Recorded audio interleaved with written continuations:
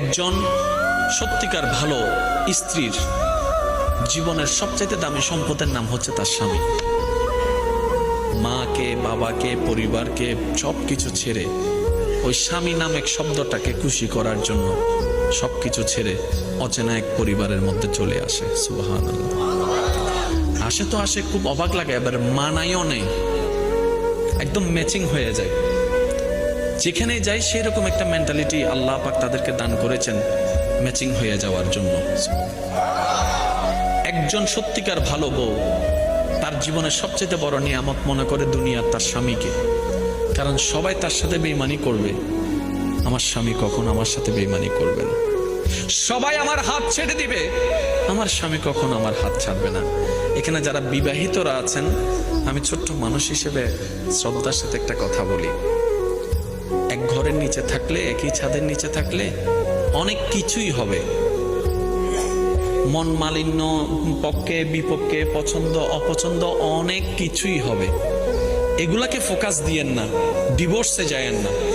কারণ ডিভোর্স করে যেখানে যাবেন সেখানে যে মহাসুখ পাবেন এরকম কোনো গ্যারান্টি নেই। যেখানে আছেন থাকুন, আল্লাহর রহমতের আশা করুন। ডিভোর্স কখনো সমাধান হতে পারে না। স্বামীর কাজ হচ্ছে স্ত্রীদেরকে মায়া প্রদর্শন করা, মহাব্বত প্রদর্শন করা, কেয়ারিং প্রদর্শন করা। আর স্ত্রীদের কাজ হচ্ছে স্বামীদেরকে ভক্তি করা, শ্রদ্ধা করা, সম্মান করা। দুইজনের পক্ষ থেকে যখন এই ইসলামের নিয়ম দুইটা চলে আসবে, অশান্তির সংসার অশান্তির হয়ে যাবে। সুবহানাল্লাহ। স্বামীর কাজ হচ্ছে কখনো কারো সামনে তার স্ত্রীকে ছোট না করা, আর স্ত্রীর কাজ হচ্ছে কখনো কারো সামনে নিজের স্বামীকে ছোট হতে না দেওয়া।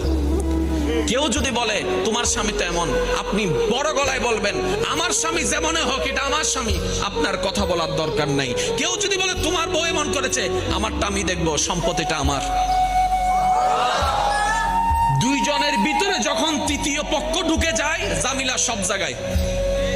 যত মামলা কোর্টে আছে আপনি একটু খেয়াল করে দেখেন, দুই ভাইয়ের মাঝখানে তৃতীয় পক্ষ ঢুকছে, ওই তৃতীয় পক্ষই আজকে দুই ভাইকে লাগাইয়া মামলা করায় দিচ্ছে।